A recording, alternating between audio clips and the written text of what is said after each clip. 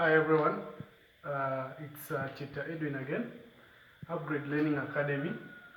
So with me I have this physics question from heat capacity and expansion. As usual, we're going to solve this one together, alright? So the question carries the total number of 1, 2 and 3 marks. So that's 6 marks, which comes in paper 2, right? So we're going to solve this question together. And it reads, the mass of air in the classroom is 500 kg, right? The density of air is 1.2 kg per meter cubed, right? The first one asks us to define the term density, 1 mark, right?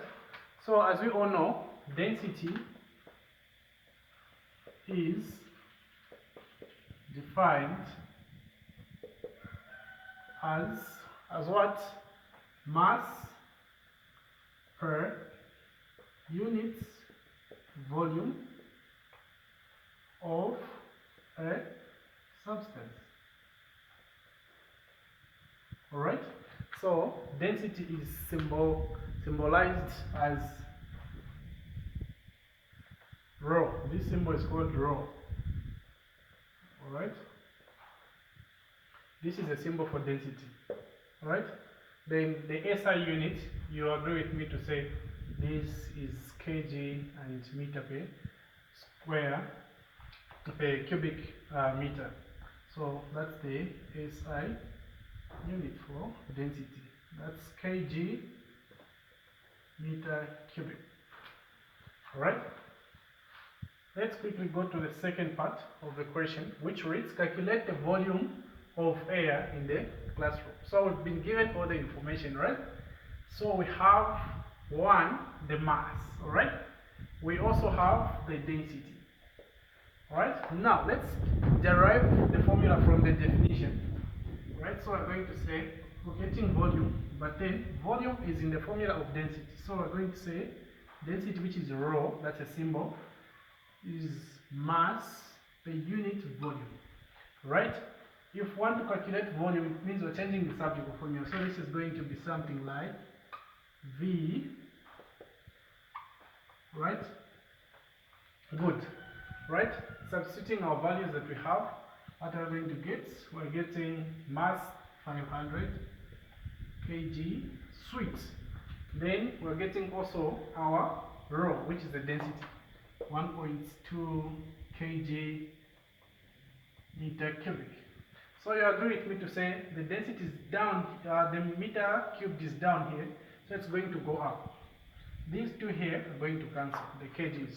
So we're going to have volume, here doing volume, so we're going to have volume is, when you divide this, you get something like 420, volume is just a meter cubed.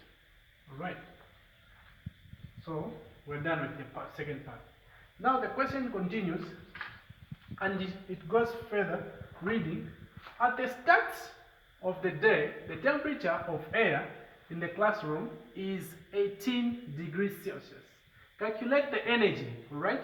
Calculate the energy needed to rise the temperature of the room, of air, in the room, from 18 degrees Celsius to 30 degrees Celsius. Given that the specific heat capacity, this is key, right? The specific heat capacity is 970 joules per kg degree Celsius.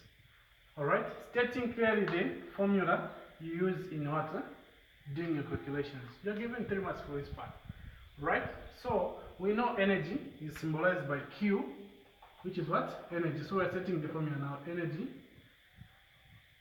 alright, which is Q, is equal to what? Mass. Mass. Right? Mass of the substance. Mass is what? M. Multiplied by the specific heat capacity, which is C. Alright? Specific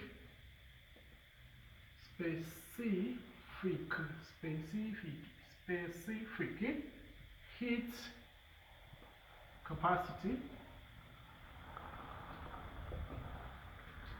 times the change in temperature, which is temperature rise. Change in temperature. Symbolized as what?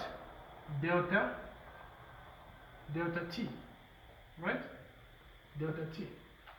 So this one can be simplified as Q is equals to M C delta T, right? So reaching this point now, we understand to say the mass is given already, right? 500, right? Kg, 500 kg. Specific heat capacity we've been given, it's already there. 900 joule